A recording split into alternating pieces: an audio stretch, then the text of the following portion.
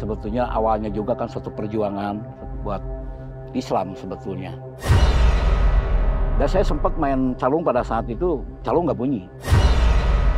Begitu mengunyah, berdarah, ya sobek lah.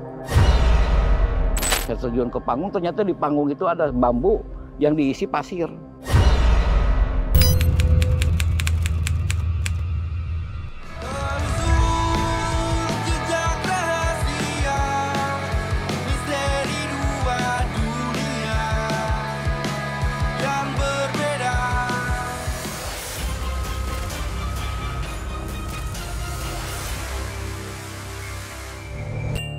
Ilmu kebal sudah sangat familiar di masyarakat Nusantara.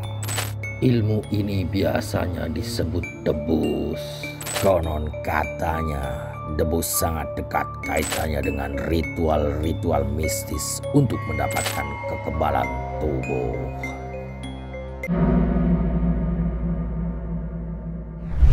Masih ditelusur jejak rahasia. Tidak ada rahasia yang tidak bisa diungkap kecuali atas kehendaknya. TJR kali ini saya menghadirkan tokoh yang sudah lama berkecimpung dengan yang namanya debus. Kalau dengar debus, hampir semua masyarakat Indonesia tahu, dan hampir juga semua menganggap bahwa itu adalah dipengaruhi oleh kekuatan di luar dirinya. Kali ini saya akan ngobrol dengan Abah Ateng, di mana Abah Ateng ini adalah tokoh debus yang berasal dari Priangan Timur. Assalamualaikum warahmatullahi wabarakatuh. Waalaikumsalam. Sampurasun. Salam. Iya. Kalau bicara debus, kita ini hampir mungkin bukan hanya di wilayah Jawa Barat ya. Ada dari Jawa Timur, Iya. sampai ke Hampir senusantara. Nusantara ya. Tetapi kita fokus yang debus yang digeluti oleh Abah atau Kang Tateng.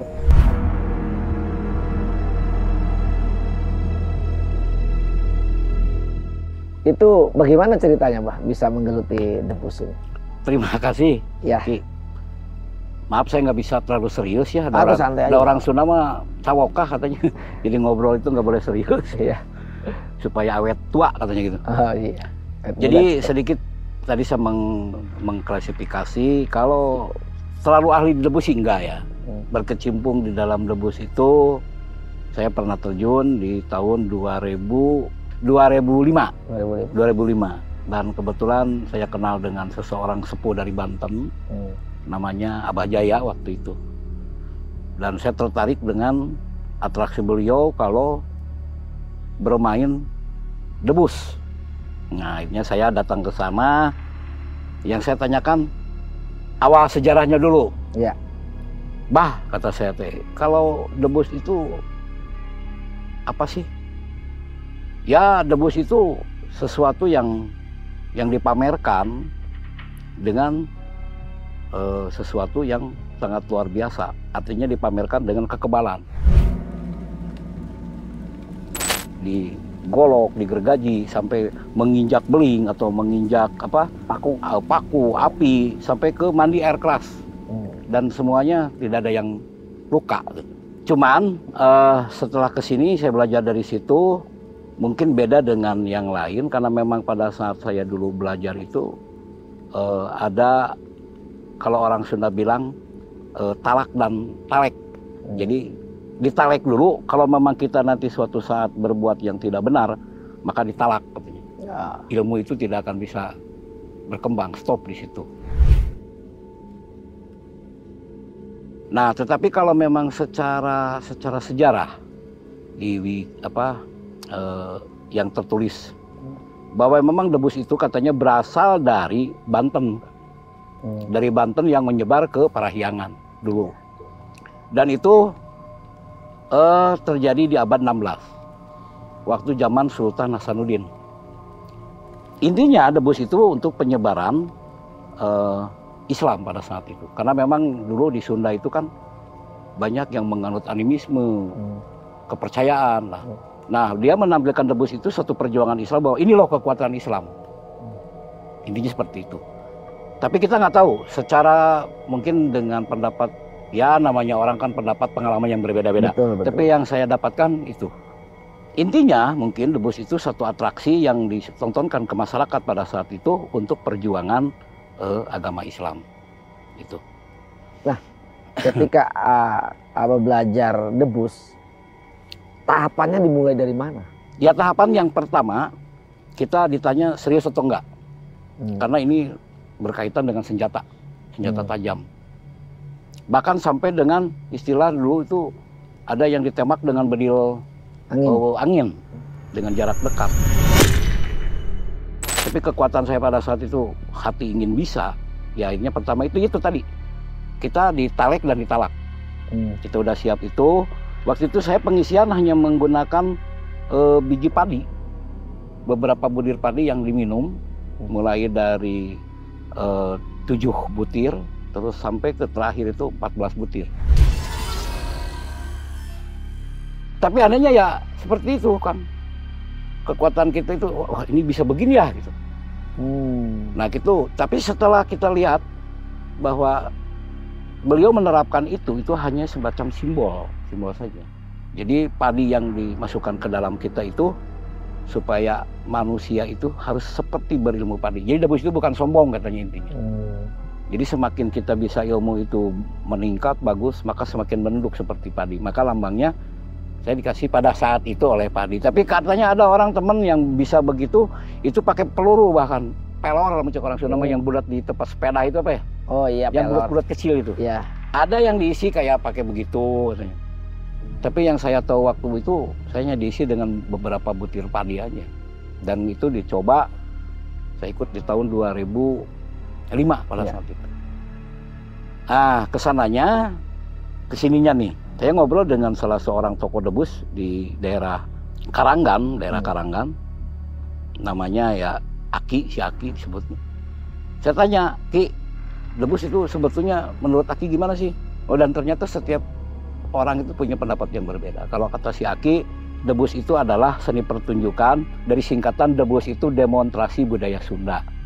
Yang mana di dalamnya mengandung filosofi tertentu.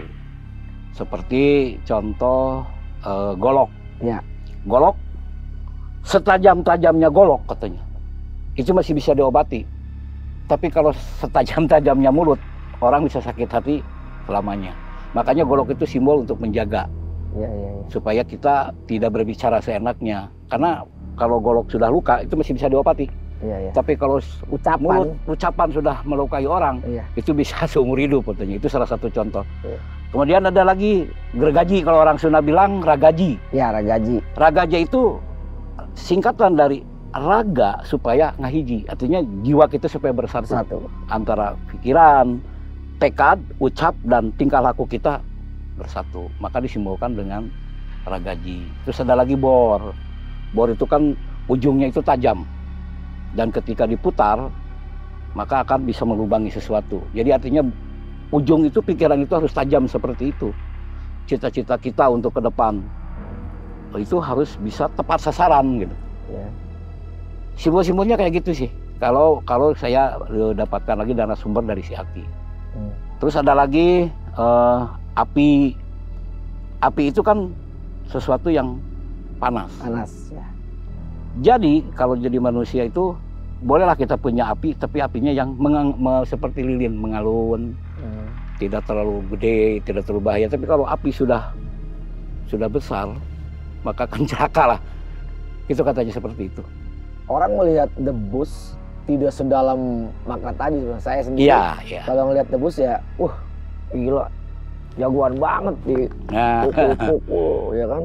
Kemudian digergaji, di apa istilahnya, dilindas motor gitu kan. Ya gitu. Tapi kalau lihat tadi, ternyata banyak sekali filosofi yang terkandung dalam sebuah debus ya. Nah, kembali ke Abah. Bah, ketika orang bermain debus, kalau Abah kan tadi dengan proses ya. Tapi saya mendengar ada juga yang tidak dengan proses. Kemudian dikirimkan, diasupan gitu. Ya, itu namanya transfer, ditransfer. Tapi yang saya tahu transferan itu tidak lama. Tidak lama, ada jarak tertentu katanya nih yang suatu saat hilang. Tapi setelah kita telah ternyata ya hilangnya hal-hal yang seperti itu karena kesombongan gitu. Kesombongan kita sebetulnya karena kita sudah kebal ini maka timbullah wah Inggris kuat kuna naon lah gitu. Jadi tidak menghargai itu siapa akhirnya celaka dengan sendirinya kayak seperti itu. Selama perjalanan debus Abah pernah ngelihat orang berdebus kemudian ditebas pakai golok lalu bukannya kuat tapi malah jebol? Ada sih. Ketika saya ikut bermain pada saat itu, tapi saya tidak ikut langsung. Hati itu ada sesuatu yang mengganjal pada saat itu. Itu di hajatan seseorang lah, tokoh sepuh di suatu kampung yang mana di kampung itu sangat yakin tentang hal-hal magic lah. Teman-teman tampil, tapi pada saat itu saya nggak bisa tampil karena ada sesuatu yang mengganjal dalam diri ini. Kenapa ya? Jadi ragu gitu. Saya mundur. Untungnya pada saat itu teman main bukan golok dulu, tapi makan beling yang dari neon kayak gini, ya, pijar itu. Begitu mengunyah, berdarah, ya sobek lah.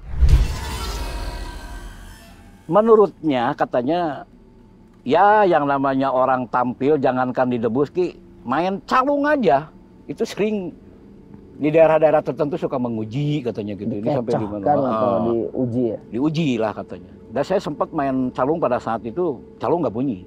Nah, nggak bunyi, nggak ada suara sama sekali. Itu sampai bengong karena kita kan ini budaya loh. Jadi nggak percaya dengan hal-hal kayak gitulah. Karena kita waktu itu masih mahasiswa kan. Iya. Main dere gitu. Iya. Nggak bunyi.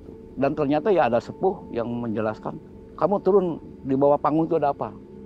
Saya terjun ke panggung, ternyata di panggung itu ada bambu yang diisi pasir. Secara logika kita nggak mungkin lah ya. Iya. Bambu diisi pasir kok sampai calung nggak bunyi. Tapi setelah dibalikin, ditabuh, suara lagi. Itu saya juga tidak masuk akal. Ini kenapa bisa begitu gitu. Nah hanya debus juga mungkin suka ada aja hal-hal di daerah-daerah tertentu yang ingin mencoba seperti itu. Mungkin. Karena waktu itu teman saya juga sampai luka parah. Dijahit. Tapi kan ada lagi kalau di Banten debus yang memang di ini sobek berdarah, tapi begitu dijidat lagi pakai ludah, malah kebalikannya. Langsung sembuh. Nah biasanya hal-hal yang seperti itu. Tapi sekarang kan dengan adanya mungkin acara kayak begini, mudah-mudahan debus itu menjadi suatu tontonan dan jadi tuntunan lagi, bukan tontonan menjadi satu keributan. Iya. Gitu. Yang diharapkan oleh kita kan seperti itu, karena ini budaya. Akhirnya debus itu kan sudah menjadikan suatu budaya, dan bagaimana caranya supaya debus itu bukan suatu pertunjukan yang sangat mengerikan gitu. Bahkan ini pertunjukan yang bisa dilihat, bisa ya mungkin dengan garapan kita lah, supaya debus itu menjadi debus yang bisa enak ditonton dan jadi tuntunan gitu. Iya, mungkin kesulitannya ketika orang ingin berlatih debus, dia tidak bisa mengikuti arahan tadi yang talek tadi. Yeah. Itu kalau di awal sudah ada arahan bahwa ini tidak mungkin menjadi seorang pedebus, berarti udah langsung didiskualifikasi. Ada seperti itu, tapi mungkin saja kan kita tidak tahu pengisian-pengisian yang lain seperti apalah. Beda-beda tuh? Ya beda pasti, karena yang saya alami sebelum saya mengalami itu, saya ditanya benar-benar keluar dari aturan yang ini, maka ya apa yang Abah berikan itu semuanya sia-sia. Makanya kita jadi takut malah, setelah kita bisa itu takut. Takut dengan, aduh, ini gimana ya gitu, cara saya membawa ini. Makanya saya lebih baik di belakang panggung lah pada saat itu.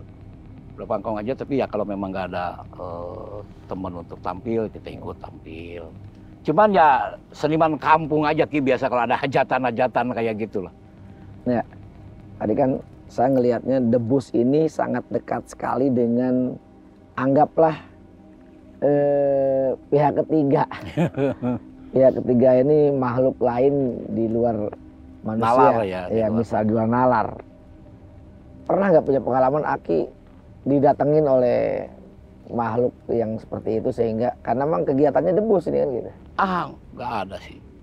Kita yang untuk masalah debus itu perasaan yang saya alami itu hal yang biasa lah, nggak ada sesuatu yang ini gitu, nggak. Cuman ada juga sih mungkin hal-hal kecil seperti kita tiba-tiba seperti ada yang begini, Ki, kamu jangan ikut gitu. Oh gitu. Tapi ini hati yang berbicara gitu. Ah enggak, ragu aja. Akhirnya ya ada kejadian seperti itu contoh.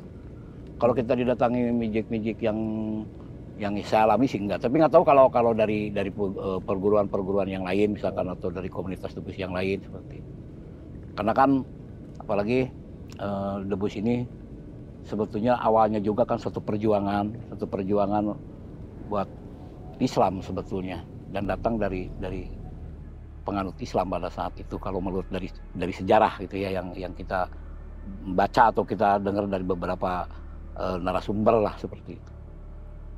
Kalau debus yang dikembangkan oleh Abah itu apa aja peralatannya? Peralatan yang dulu sih hanya sederhana. Kalau saya dari tahun 2005 itu hanya golok, kemudian gergaji, bor, hanya itu sih waktu itu yang saya geluti. Kalau sekarang kan lihat dari anak saya tuh yang tadi itu dia juga salah satu pemain debus dari Gagak Karancang, dan alatnya lebih serem lagi tuh. Dulu gergaji kan hanya gergaji manual, sekarang udah senso. Bener-bener dicek senso sampai kok. Saya juga kalau lihat kayak gitu mengeri gitu. Walaupun pelaku debus. Dulu pelaku debus. Tapi kalau lihat begitu, aduh, nggak mau ah. Dan mending lihat aja dah gitu. Dan yang lebih mengerikan lagi itu sembilu, bambu yang dibelah kan itu kalau orang Sunda ada hinisnya ya. Iya. Yang bagaimana sih tajamnya? Itu sampai di sekarang tuh. Dia lebih ya mungkin lebih ekstrim. Apalagi lihat alat-alatnya pun udah aduh. Ya kalau yang saya dulu alami itu hanya sebatas golok, gergaji juga yang manual, terus mata bor juga yang biasa-biasa gitu. Tapi kan katanya ada sekarang mungkin untuk perkembangan karena dari zaman ke zaman, dan ini sekarang debus itu hampir mirip dengan ya sulap-sulap kayak begitulah katanya. Yang bisa kecepatan tangan atau gimana, dan golok pun katanya bisa diolah sedemikian rupa. Kelihatannya tajam tapi enggak kayak gitu. Banyak trik-trik seperti itu katanya. Kalau itu berarti kan gimmick ya kalau itu kan. Tapi kan intinya Ki yang jelas debus tidak akan hilang. Dengan debus, demonstrasi budaya Sunda khususnya, kita jadikan debus itu adalah suatu pertunjukan yang yaitu tadi enak ditonton, kemudian jadi tuntunan dan tidak menyeramkan gitu. Makanya dikemas debus itu biasanya dengan musik yang enak didengar gitu. Kalau dulu kan debus itu ya waktu saya ikut nggak ada musik apa-apa, paling yang berbicara aja gitu kan. Kalau sekarang ya kita diiringi dengan musik pencaksilat atau dengan karinding, dengan sejenis apalah. Jadi sehingga penonton itu bisa mendengarkan sesuatu yang enak. Nah saran saya mudah-mudahan dengan adanya konten ini debus akan tetap berjalan sukses tanpa ekses gitulah kira-kira. Siap nih, luar biasa. Abah Tateng ini ternyata debus bukan hanya sekedar sebuah pertunjukan yang menyeramkan, sebuah pertunjukan yang membahayakan, tetapi debus memiliki makna yang sangat dalam yang ingin disampaikan oleh para pendirinya tentunya, terutama di zaman-zaman baheula ya, dulu yang ketika ingin menyebarkan agama Islam. Sangat suci sekali nih niat karuhun urang baheula istilahnya. Mudah-mudahan debus yang diciptakan saat itu tetap berkembang ke depannya, tepat menjadi budaya kita sehingga tidak punah. Terima kasih Abah Tateng. Terima kasih juga Sobat Rahasia yang terus nonton channel TJR. Jangan kemana-mana, tetap subscribe, share, like, dan komen, lalu tekan tombol loncengnya. Tidak ada rahasia yang tidak bisa diungkap kecuali kehendaknya. Terima kasih. Sampurasun. Sampai sukses.